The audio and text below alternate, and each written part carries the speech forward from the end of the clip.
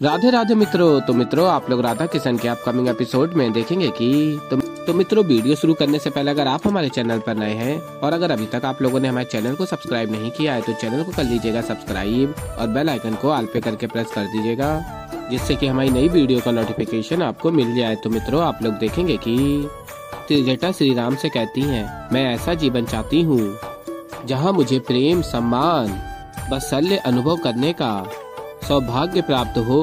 और फिर श्री राम कहते हैं त्रिजटा से, यदि यही आपकी इच्छा है तो ऐसा ही होगा। और फिर श्री राम कहते हैं, अगले जन्म में आप मेरे अत्यंत निकट रहोगे, ये मेरा वचन है त्रिजटा। और फिर आगे आप लोग देखेंगे कि श्री कृष्ण कहते हैं सुभद्रा के समक्ष जाकर, सुभद्रा, आशा है कि तुम्हें वो प्रेम, सम्मान, वो वात्सल्य मैं तुम्हें दे पाया जो पिछले जन्म में तुम्हें नहीं मिला।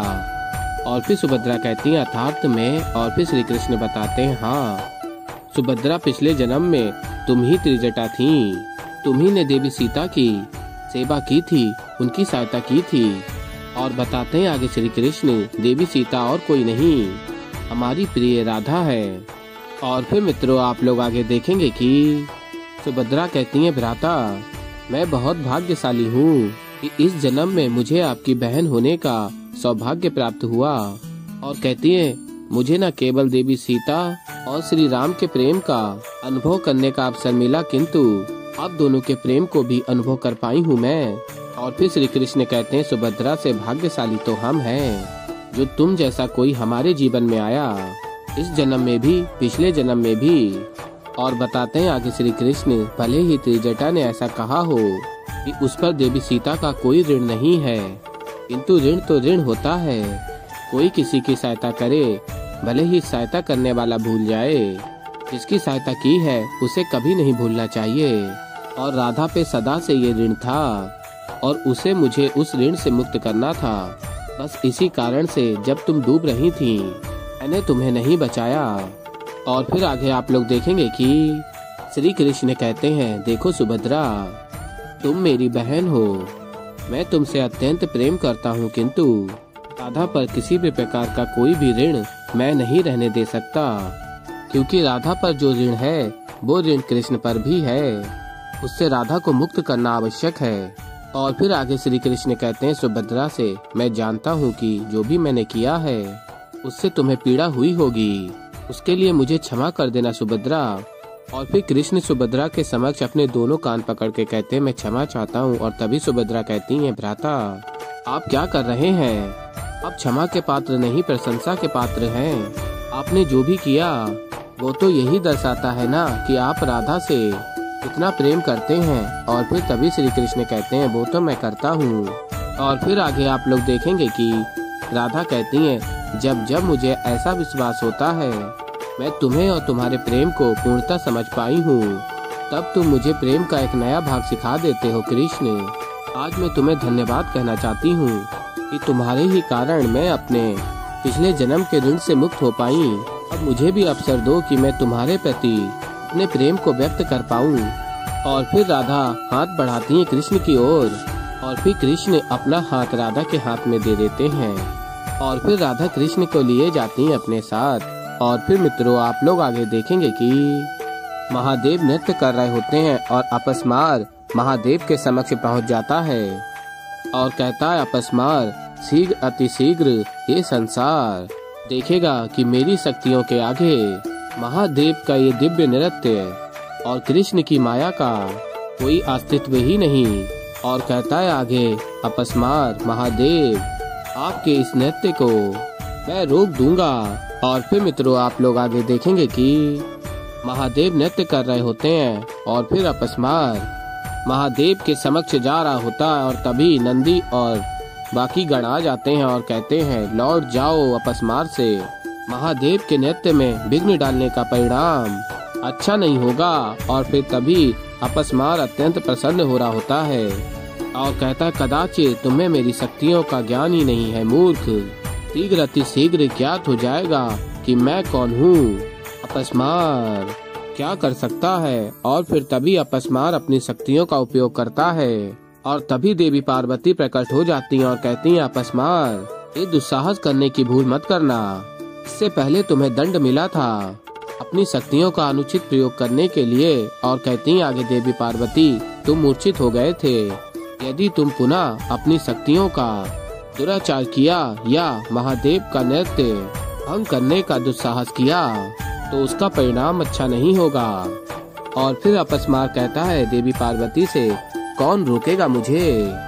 और फिर देवी पार्वती बताती हैं अपस्मार को राधा कृष्ण का प्रेम। और फिर मित्रों आप लोग आगे देखेंगे कि राधा कृष्ण को उस स्थान पर लाती हैं। यह स्थान अत्यंत सुंदर होता और कहती हैं राधा कृष्ण से, कृष्ण आज प्रकृति कितनी प्रसन्न है। आज मैं प्रकृति के समक्ष कहना चाहती हूँ कि तुम्हारा प्रेम मेरे पति मेरे जीवन की सबसे सुंदर भावना थी, है और सदैव रहेगी। अब मेरे मन में कोई संदेह नहीं है कि जितना प्रेम कृष्ण अपनी राधा से करता है उतना कोई नहीं कर सकता। और फिर मित्रों आप लोग आगे देखेंगे कि राधा कृष्ण से कहती हैं, आज मैं इतनी प्रसन्न हूँ कि आज राधा तुम्हारी बांसुरी की धुन पे नृत्य करना चाहती है। और कहती हैं राधा, हम दोनों मिलकर नटराज के इस दिव्य नृत्य में भाग लेंगे और संसार में समस्त नकारात्मकता को अज्ञानता को नष्ट कर देंगे। और फिर कृष्ण कहते हैं, सखी की इच्छा मेरे लिए आदेश। और फिर आगे आप लोग देखेंगे अपस्मार कहता है, जब कृष्ण की माया नहीं रोक पाई यहाँ आने से मुझे, तो राधा कृष्ण का प्रेम क्या रोकेगा मुझे।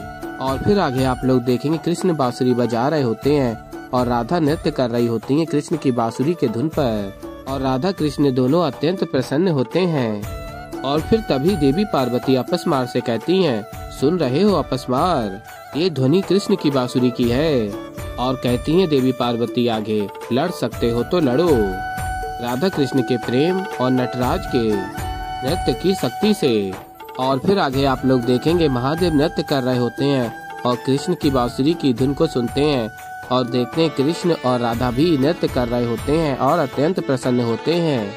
और ये देख महादेव भी अत्यंत प्रसन्न हो जाते हैं और कहते हैं, मेरे आराध्य श्री कृष्ण की बांसुरी और नटराज के डमरू का स्वर अब संपूर्ण जगत में गूंजेगा, जय नारायण। और फिर महादेव नृत्य कर रहे होते हैं और कृष्ण बांसुरी बजा रहे होते हैं, राधा नृत्य कर रही होती हैं। और फिर मित्रों आप लोग आगे देखेंगे कि अपस्मार महादेव के ऊपर अपनी शक्ति का उपयोग करता है और नकारात्मकता फैलाता है, किंतु प्रेम की शक्ति अपस्मार की शक्ति को विफल कर देती है। और फिर तभी ये देख अपस्मार कहता है, ये कैसी माया है, और चिंतित हो जाता है और कहता है आगे, मेरी शक्तियाँ विफल कैसे हो सकती हैं, ये कैसे संभव हो सकता है। और फिर मित्रों आप लोग आगे देखेंगे कि रेवती कहती हैं, बलराम दाऊ से आर्य, मैं जानती हूँ कि आप मुझसे कितना अधिक प्रेम करते हैं और मैं आपसे कहना चाहती हूँ कि मैं भी आपसे बहुत प्रेम करती हूँ। और रेवती और बलराम दाऊ अत्यंत प्रसन्न हो रहे होते हैं। और फिर आगे आप लोग देखेंगे लक्ष्मणा शाम से कहती हैं, नटराज के साथ मिलकर मैं भी आपके साथ नृत्य करना चाहती हूँ, इस प्रसन्नता को मैं आपके साथ बांटना चाहती हूँ। और फिर सभी नृत्य कर रहे होते हैं और अत्यंत प्रसन्न होते हैं। और फिर आगे आप लोग देखेंगे कि सभी नृत्य कर रहे होते हैं और अत्यंत प्रसन्न होते हैं। और ये देख असुर गुरु शुक्राचार्य कहते हैं, अपस्मार, हमें इस नृत्य के हर्ष को रोकना ही होगा। और कहते हैं आगे असुर गुरु शुक्राचार्य, अपस्मार, अपनी शक्तियों पर नियंत्रण रखो, अपने उद्देश्य को स्मरण करो, तुम्हारी रचना ही इसलिए हुई है कि तुम सबकी स्मृतियों को नष्ट कर दो। और अत्यंत क्रोध में कहते हैं शुक्राचार्य, हमें कृष्ण को रोकना ही होगा। और फिर मित्रों आप लोग आगे देखेंगे कि केतु कहता है, राहु, असुर गुरु शुक्राचार्य और अपस्मार, हमें उनकी सहायता करनी चाहिए, अन्यथा गुरु शुक्राचार्य के अथक और नियंत्रण प्रयास के पश्चात भी वो कृष्ण विजयी हो जाएगा। तो ऐसे ही मित्रों आगे और भी बहुत कुछ देखेंगे। तो अभी के लिए इस वीडियो में इतना ही। तो मित्रों अगर आप लोगों को हमारी वीडियो पसंद आई हो तो वीडियो को कर दीजिएगा लाइक। और अगर अभी तक आप लोगों ने हमारे चैनल को सब्सक्राइब नहीं किया है तो चैनल को कर लीजिएगा सब्सक्राइब और बेल आइकन को ऑल पे करके प्रेस कर दीजिएगा, जिससे कि हमारी नई वीडियो का नोटिफिकेशन आपको मिल जाए। तो मित्रों मैं मिलता हूँ जल्दी आप लोगों को एक नई वीडियो के साथ। तो तब तक के लिए मित्रों राधे राधे।